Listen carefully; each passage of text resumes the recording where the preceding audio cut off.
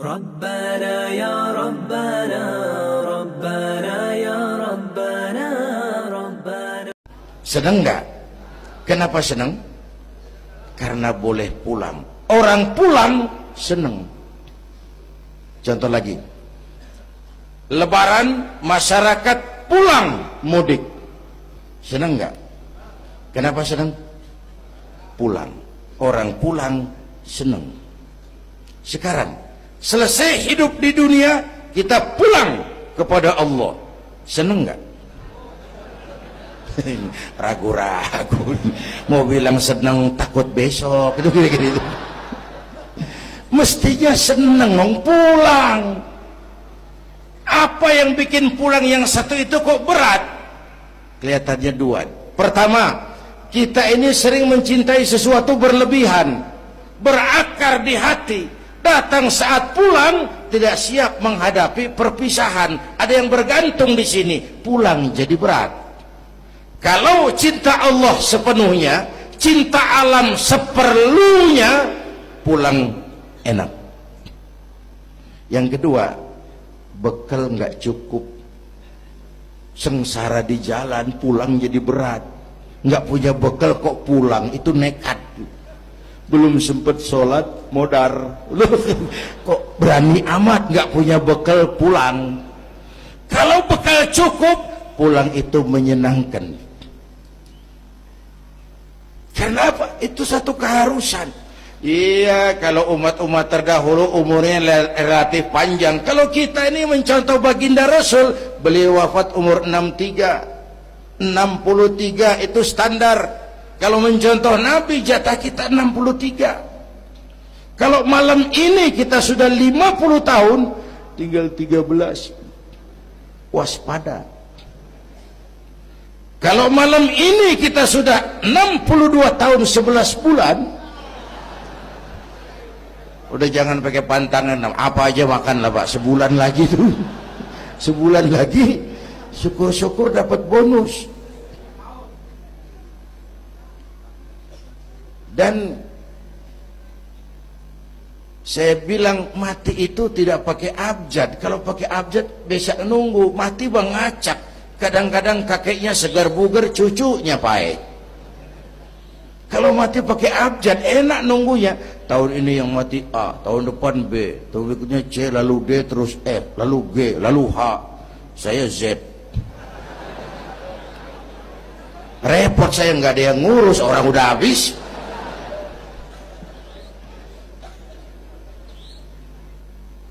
Bapak Ibu hadirin, malah aneh. Jam 6 pagi sopirnya mati, jam 10 siang 4 jam kemudian Mbah Suripnya yang mati. Sebelum mati dia pesan sama teman saya W.S. Rendra, Mas, saya kalau mati tolong dikubur di bengkel teater Depok. Monggo, dikubur sama Rendra. Belum seminggu Rendra yang ngikut mati. 1 bulan sebelum Rendra, lebih dahsyat lagi, Michael Jackson mati. The King of Pop, raja pop dunia, mati. Apalagi penyanyi keroncong, lebih mati lagi.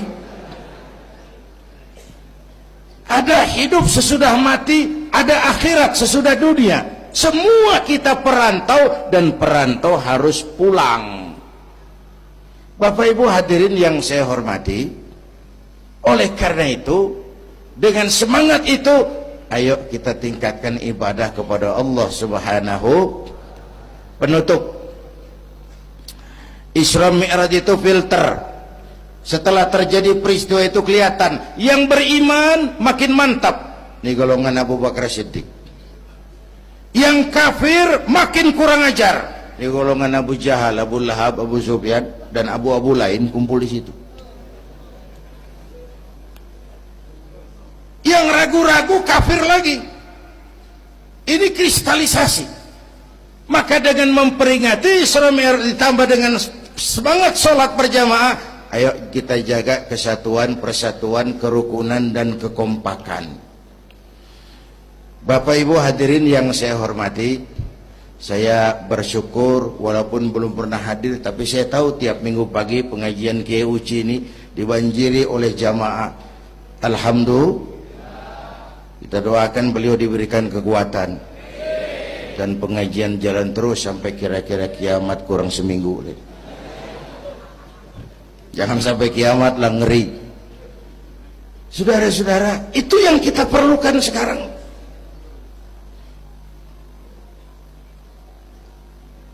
Menjaga semangat kebersamaan seperti diajarkan di masjid ini. Coba baik tinggali akhlak masjid.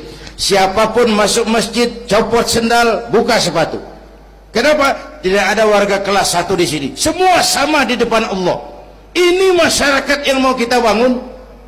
Lurah masuk masjid, buka sepatu, rah. Camat masuk masjid, buka sepatu, mat. Wali kota masuk masjid, buka sepatu. Ini Pak yang ngomong dia tuh. Sembarangan tak.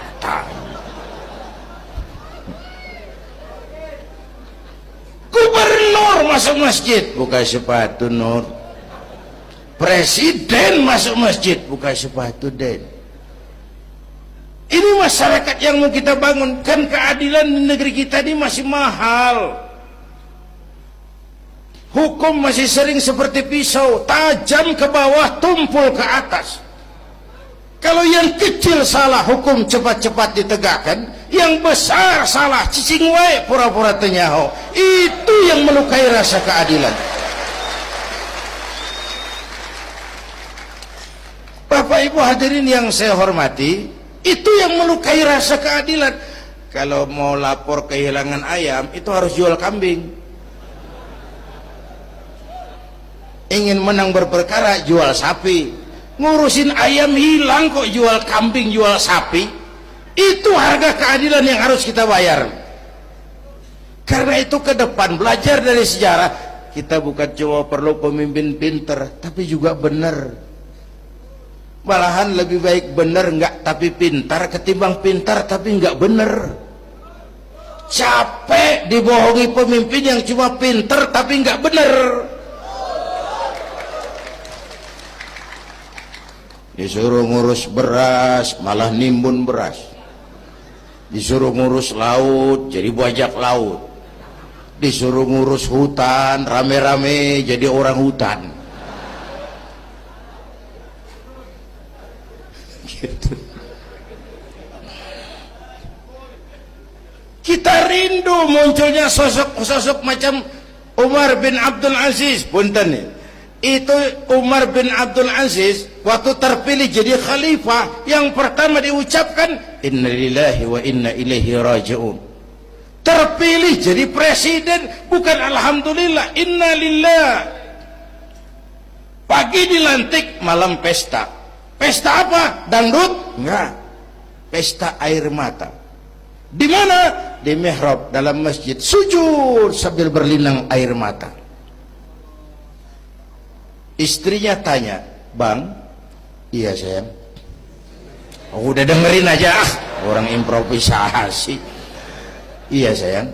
"Abang kan sekarang jadi khalifah." "Kenapa nangis, Bang?"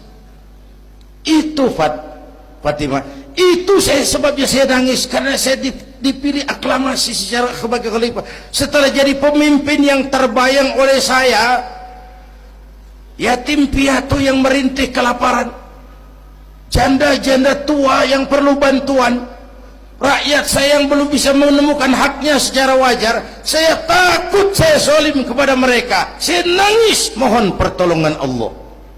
Pagi dilantik, malam pesta, tahajud. Esok harinya karena pemimpin baru, banyaklah pejabat-pejabat gubernur cari muka. Namanya presiden baru, ada yang kirim emas, pakaian mahal, berlian, mutiara, dikumpulkan sama istrinya. Umar tanya, "Fatimah?" "Iya Bang." "Banyak hadiah yang kau terima?" "Banyak Bang, intan, berlian, mutiara, emas." "Kau senang?" "Saya senang Bang." "Oke, kalau kau senang itu hadiah intan, berlian, mutiara, kumpulkan sebanyak-banyaknya dan besok kita cerai.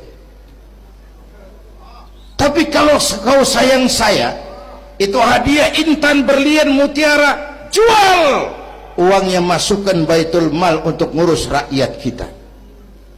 Apa jawab istrinya? Istrinya pun istri beriman, gak mentang-mentang istri pejabat lalu ikut-ikutan borong proyek suaminya. Kata Fatimah, abang, iya sayang, apalah artinya intan berlian tanpa engkau di sisiku, bang?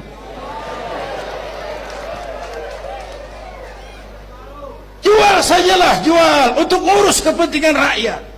Yang nyata-nyata hadiah pribadi dijual ngurusi rakyat. Jangan yang sudah nyata-nyata milik rakyat masih disunatan.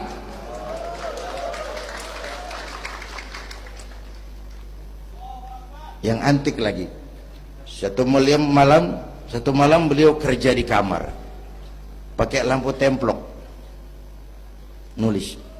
Datang seorang tamu, Assalamualaikum ya Amirul Mukminin. Waalaikumsalam. Silakan duduk. Ada apa? Enggak, cuman mau ngobrol. Urusan pribadi khalifah, kita kan teman lama. Oke, baik. Beliau berdiri, lampunya dipadamkan, ditiup, mati, gelap kamar. Ayo kita ngobrol. Tamunya heran, ya khalifah, iya, kita kan mau ngobrol, iya, kenapa lampu dimatiin? Begini mas, mau tamunya dari Jawa waktu itu, dengerin aja kenapa sih.